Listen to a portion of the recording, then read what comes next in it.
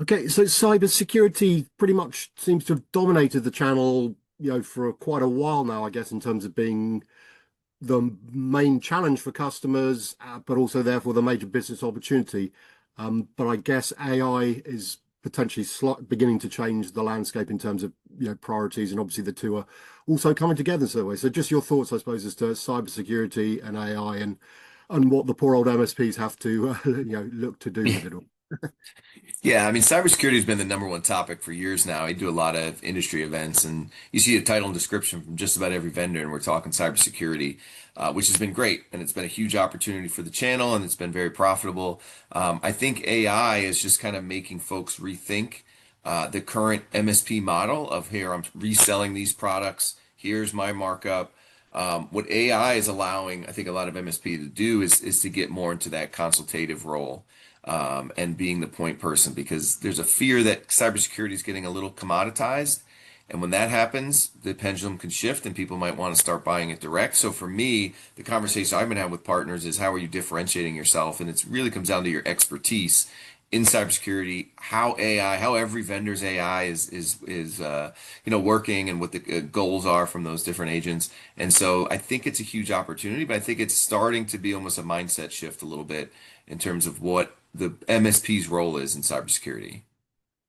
Okay, and in terms of cybersecurity, you say obviously it's beginning to become commoditized, but I guess there is still the need. There's obviously a lot of solutions out there, and I think quite a lot of MSPs, but particularly their customers, want to sort of consolidate the number of tools they're using, and understand what an optimum, I guess, cybersecurity stack looks like. So is that still a sort of ongoing opportunity, whether or not folks understand all the different types of cybersecurity solutions that are out there? Yeah, that trend continues to grow, where people are wanting to consolidate, and there's that idea of vendor sprawl, and that has happened over the years as new vendors popped up, and now you've got the ability to bundle these together. I think it's a little too simplistic to say that all MSPs are asking for that. I think there's still a cohort of the channel that really likes the idea of, my stack is what makes me unique, and I want to be able to work with different vendors. But what the trends are showing, both just anecdotally when I have conversations, but also within reports that we've gotten, yeah, more and more folks are looking to consolidate, and work with less vendors, and look at it more of, here's my security stack, and that this vendor offers, as opposed to all the different kind of a la carte stuff. Okay, and then in terms of AI, it's clearly fairly early days. I guess ChatGPT, everyone, I suspect the world, his wife, has sort of kicked the tires there and done various things with that. But agentic AI seems to be becoming more and more prevalent. So a lot of potential there. What are you seeing, I guess, in terms of how AI has evolved, already, if you like? Oh, I mean, the tidal wave came pretty quick. I think it's been waiting, like everybody knew it was coming, and then when ChatGPT became released to the public, it kind of accelerated everything. I think the ChatGPT phenomenon, I think it is important for the channel to understand this. I mean, a lot of folks now are using it, just about everybody's using it, and they're thinking it's so easy. So does that mean that they're going to look at other AI and agentic AI like you're talking about, and saying, hey, we don't need an MSP. I know how to use ChatGPT. I could use any of this stuff, which we know is not true. So I think, again, it comes down to, all right, there's this agentic AI is going to be doing light years better things for a company than like ChatGPT is. But where is the MSP's role? Well, the MSP's role is making sure that you maximize it, making sure you're choosing the right. I mean, everybody's trying to rush to market with it, and so that's where the MSP fits in, and that's where we have to continue to educate the small business community of, hey, this stuff is great, but it's not open the box and you understand everything, because the capabilities are so huge, and that's where the MSPs really fit in. And that's where I see a huge opportunity. Okay, and in terms of specifically endpoint detection and response, bearing in mind what we've talked about, the sort of shifting landscape, where does that fit in within that ecosystem? Is it still business as usual, or are things going on in the EDR space as well? The EDR is one of the really huge growth opportunities. We got a study from Canalys, and they talked about where the opportunities, and EDR MDR had the highest potential growth over the next 12 months because it's becoming somewhat of the industry standard now, right? I mean, almost everyone needs to have EDR. It's really, necessary in today's environment. And so for the MSPs, it's deciding which one you like, right? It comes down to, the technology itself, but the partner that you work with, and then the positioning of why it's necessary to the small business. But that is one where, man, if you're not in the selling EDR now, you're missing out on a big chunk of money because the spend is there, and this is real hard data. Okay, and in terms of its sort of, you say it's a big potential over the next 12 months. So does that suggest it's still I won't say an immature market, but there's the it's still a minority solution in terms of end user deployment. So there is, as you say, quite a lot of potential to expand the market over the next year or so. Yeah, I mean the white space there is huge, right? I mean we talk about it when you go to events, you see a lot of those MSPs that are selling it, but I think the last study I saw was that less than 50% of MSPs have EDR in their stack, right? So that means there's a huge, that's just the people that they're servicing, but also think about the MSP, I mean the small businesses that aren't working with an MSP that aren't even aware of EDR, the capabilities, or don't have access to a good tool. So yeah, that's the good news about it is the growth there is going to be through that white space. So everybody has potential to get a piece of that. It's not stealing EDR business from your competitor. It's just getting the small businesses to start, utilizing it. Okay, and then in moving across sort of to the AI opportunity, I mean, in terms of MSPs and the channel, are they still by and large getting up to speed with what AI can do for them and their customers? And I'd say this agentic AI sort of newer development. So just how would you characterize, the channel and AI at this moment in time, if it's possible to do so? Yeah, I mean that's the topic now that's dominating every one of these industry events, right? All the keynotes are about AI, all the vendors that have AI in their presentation. So I think for MSPs, some of them have were prepared for this. I know some of the folks are really, tied into AI in years, and they were, they're ready for this moment. I think most of the channels trying to figure out three things, like what is AI going to do for them internally, right? So what are vendors that are my business management tools doing to make my life easier? And that's one thing to be more profitable. The other thing is what AI is out there for my clients, and how do I, pick the right ones and understand it and train my team up on it. But then the third one, like I mentioned early on, is where's the profit going to come from, right? Like where does the MSP fit? If there's so much just open AI that people can go grab, like what is the role? And I think there's actually a ton of profitability there in being an AI expert and being the person that's talking about business outcomes with your clients and what AI can do. That's a sticky relationship, and that's a true consultative relationship as opposed to just reselling Copilot.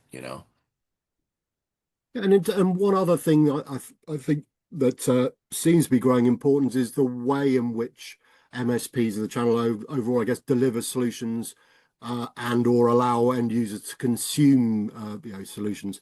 So I guess they want maximum flexibility, whether it's, as you mentioned earlier, that some might want a whole stack or platform and others maybe just one or two components. So what does I suppose what does the channel need to do? Do you either have to say we're a sort of full stack, or we'll sell you the bits and pieces, or can you have a mix and match process? How easy is it to keep all your customers happy, I suppose, is the question. Yeah, it's another interesting trend that we're seeing kind of under the radar happening is really MSPs defining what it is they do, right? Now you want to be able to, so, we had the MSSPs and the MSPs and they kind of fought, and now MSSPs have really defined what their role is, and we're seeing MSPs work with them. There's other kind of niche markets out there with like compliance as a service that an MSP can utilize. So I think one of the things that I think we're going to see is specialized is too broad of a term, but I think MSPs understanding what their core strengths are, but wanting to provide all of the services to their clients. There's a lot of opportunity to work with other MSPs, and we're starting to see that with agreements, right? And that's kind of the beauty of the channel. And so now you're able to offer world-class services to your client that's going to check off every box from the compliance to down to the help desk. But it doesn't necessarily mean that MSP has to do it all themselves.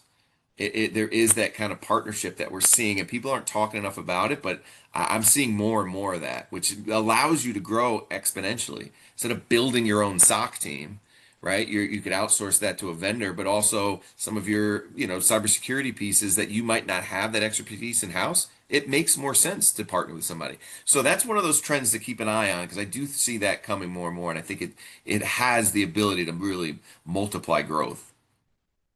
Okay, and bear in mind some of the things we've discussed. How is it that OpenText, how are you developing your partner program to help MSPs, the channel, to be best positioned to take advantage of the opportunities? I guess first would be good to understand in terms of the technology solutions that you give them to deliver to their customers. Yeah, we are taking a really deep dive look at the partner program. Like we brought in third party to come and give us some data about what MSPs really want out of a partner program. We've got focus groups starting up for partners and non-partners because we want to make sure that the partner program are things that actually move the needle for an MSP. And we could say that, from my anecdotal conversations and the things that we read, we could try to put together something in that bubble, but it makes more sense to get input from the channel. So, I love where our partner program is going because it really is an open conversation and not like, here's a bunch of check boxes we could have when I'm standing on stage.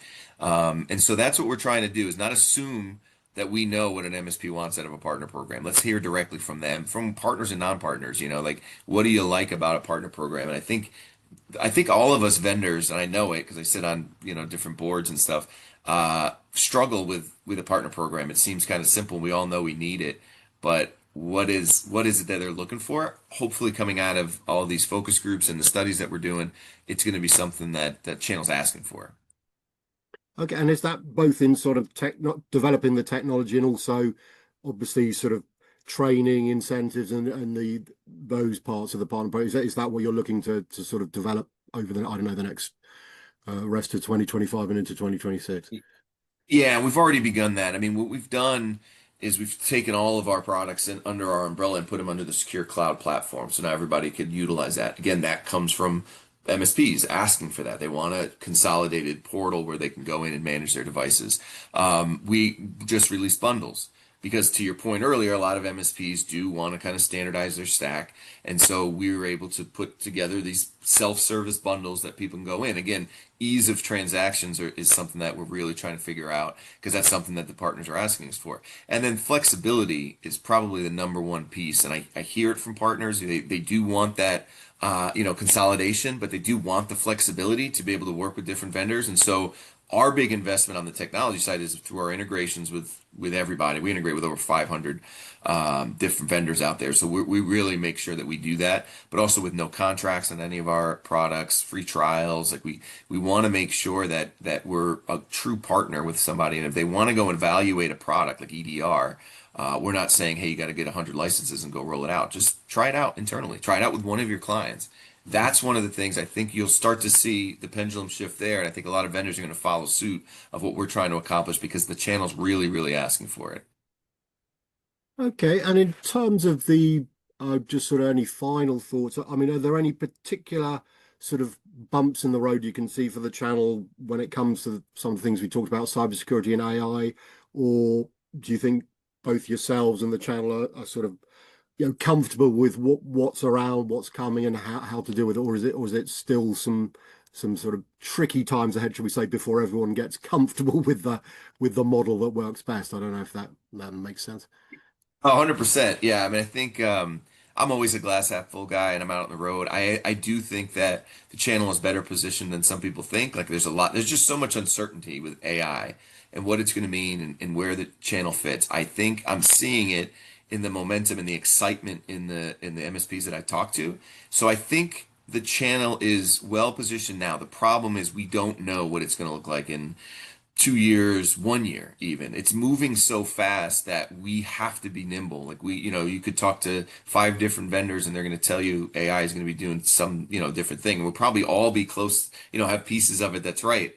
So I think we're ready as we can be. It's just so unpredictable about what AI is going to mean to the small business community. And then more importantly, where is the MSP fit in that? And I think there's a huge, huge opportunity for the MSPs to kind of take the reins here and say, hey, AI is coming, Mr. Small Business. You need to work with me to understand what it is. I think that needs to be the simple message that we need to continue to just get out there to the small business community. You need to work with an MSP to make sure you're maximizing the benefit, but also overcome the challenges and the governance and all the rest that comes with AI. And just to that point, I mean, finally, whether you can share or not, in terms of your roadmap, are there sort of solutions, whether it's additions or new solutions to address this fast moving as far as you can? Because as you say, nobody potentially knows what's around the corner, but your sort Yeah. of best understanding of how it's going. Are you looking to develop some, solutions to help folks with how AI and cybersecurity are moving onwards? Yeah, I mean, one of the benefits of OpenText is we are this large, we have 23,000 employees, enterprise, publicly traded company, is that we have a lot of fantastic enterprise technology utilizing AI. And what we're doing is we're trying to figure out what of that can we bring down to the channel in a way that an MSP can manage. We don't want to rush to market with any of this stuff because the worst thing you could do as a vendor is rush to market and it's not ready for prime time. But I could tell you there are some big moves being made on the AI side for us. I would say in the next 2 or 3 quarters. I don't want to promise any dates or anything because I've been burned by that before. But we want to make sure it's ready for prime time. So yeah, it's a huge focus company wide, but very much so on our side, the cybersecurity side, which is the channel side. So I'm excited when I see some of the demos of what's coming. I'm really excited. Okay, I mean, it's been fantastic to chat, and thanks so much for sharing your thoughts on, cybersecurity, AI, how they're going to evolve, and obviously the ways in which OpenText is helping the channel address it. So, Mike, really appreciate your time. Thank you. I really appreciate it. Thank you so much. This is fun.